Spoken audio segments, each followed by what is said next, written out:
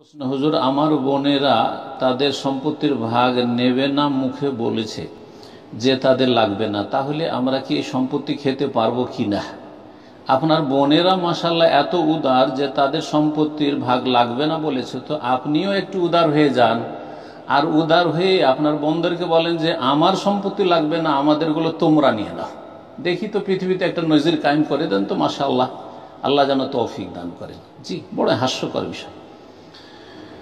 বোনদের ভাগটা আপনারা খাওয়ার জন্য বড় আগ্রহী, কিন্তু নিজের ভাগটা যে বোনদেরকে দিয়ে দিব এইরকম মন মানসিকতা কেন তৈরি হয় না? যে আলহামদুলিল্লাহ আমরা তো খেটে খেতে পারবো, আর বোন তো খেটে খেতে পারবেন না, বোন তো গিয়েছে, তার স্বামীর ঘরে অনেক সময় অভাবে রয়েছে, সুতরাং আমাদের ভাগগুলি বোনদেরকে দিয়ে দিই, এইরকম অফার করেন। যেমন অফার আপনার বোনেরা করতে পেরেছে সেই অফারটা আপনারা করেন না, আলহামদুলিল্লাহ, তাহলে তো খুব ভালো। এইরকম নজির যদি কায়েম করে দিতে পারেন তো আমাকে একটু জানাবেন, তাহলে আপনাদের জন্য বিশেষভাবে দোয়া করব, আল্লাহ যেন রুজিতে বরকত দান করেন। জি, কথা হচ্ছে যে আমাদের দেশের মেয়েরা বা বোনেরা তাদের ন্যায্য অধিকার সম্পর্কে সচেতন নয়, তাদের অধিকারই বুঝে না যে আল্লাহ রাব্বুল আলামিন তাদের ওই অতটাই অধিকার দিয়েছেন, ওইভাবে অধিকার যেইভাবে ছেলে সন্তান অধিকার দিয়েছেন। বাপের ধন সম্পদে, মায়ের ধন সম্পদে যেমন ছেলেদের অধিকার রয়েছে, ভাইদের অধিকার রয়েছে, তেমনি বোনদের অধিকার রয়েছে, মেয়েদের অধিকার রয়েছে।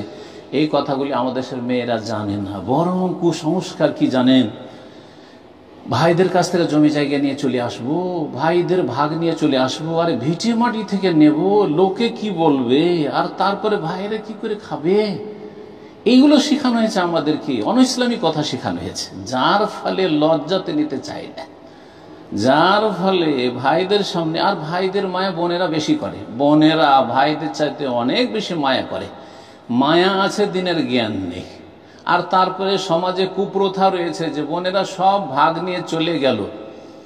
আমার আম্মা বলতেন বা আমার মামা বলতেন যে জমি জায়গার ভাগটা নেওয়ার ক্ষেত্রে, আমাদের ঘরের কথা বলছি, আল্লাহু আকবার, বলতেন যে জমি জায়গার ভাগ নিয়ে চলে আসবো তো ভাইদের বাড়ি যাতায়াতের জন্য কিছু রেখে আসবো না। তো তখন আমার আম্মাকে আমি বলতাম, ছোটকালের কথা বলছি, যখন মাদ্রাসায় ছাত্র জীবন লেখাপড়া করি মদিনা আসার আগে, যে তাহলে তো এই হোটেল চাইতে খারাপ অবস্থা হইলে, হোটেলে তো খেয়ে দিয়ে পরে বিল দিতে হয়, আর এখানে আগে থেকে জমির বিল দিয়ে আসতে হচ্ছে, তাহলে আপনার ভাইয়ের, আমার মামারা আপনাকে খাওয়াবে বা আমাদেরকে খাওয়াবে। দুঃখজনক বিষয়, দুঃখজনক বিষয়। এসব জেহালতজ্ঞতার কারণে এসব হচ্ছে। তো আপনার বোনদেরকে ভালো করে জানিয়ে দেন যে আল্লাহ কোরআনে কারীমের সূরা নিসাতে প্রথম দিকে রয়েছে, আল্লাহ ইরশাদ করছেন, ইউসিকুমুল্লাহু ফি আওলাদিকুম লিযাকারি মিসলু হাযিল উনসায়াইন। কোরআনে আল্লাহ রাব্বুল আলামিন ফারায়েজের, ধন সম্পদের ভাগ বন্টন নিজেই করে দিয়েছেন, কারো হাতে ছাড়েননি। রাসূলুল্লাহ সাল্লাল্লাহু আলাইহি ওয়াসাল্লাম হাতে ছেড়ে দেননি যে তুমি ভাগ করে দাও, আমি কোরআনে এইসব বলবো না। কোরআনে কারীমে ভাগ করে দিয়েছেন, আল্লাহ স্বয়ং ভাগ করে দিয়েছেন। সাহাবায়ে কেরামদের জন্য ছেড়ে যাননি রাসূলুল্লাহ সাল্লাল্লাহু আলাইহি ওয়াসাল্লাম। আইমা আবু হানিফা, শাফি, মালিক, আহমদের জন্য ছেড়ে দেওয়া হয়নি, বরং স্বয়ং আল্লাহ বলছেন, ইউসিকুমুল্লাহ, আল্লাহ তোমাদেরকে নির্দেশ দান করছেন, ওসিয়ত করছেন, লিযাকারি মিসলু হাযিল উনসায়াইন, ছেলে সন্তানকে দুই মেয়ের সমান দেবে।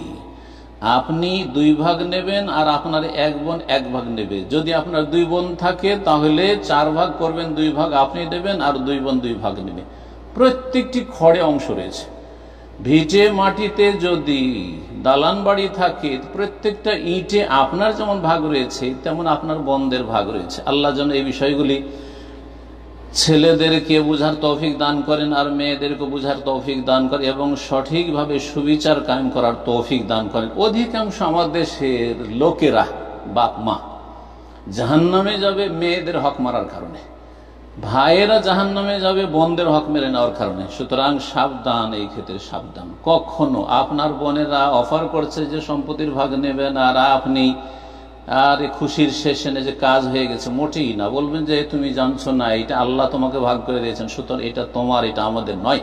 জি, যেমন আমাদের ভাগটা আমরা নিচ্ছি, আল্লাহ দিয়েছেন, তোমার ভাগটা তুমি নিচ্ছ, আমাদের কিছুই নিচ্ছ না, সুতরাং নিয়ে যাও, সোজা নিয়ে যাও।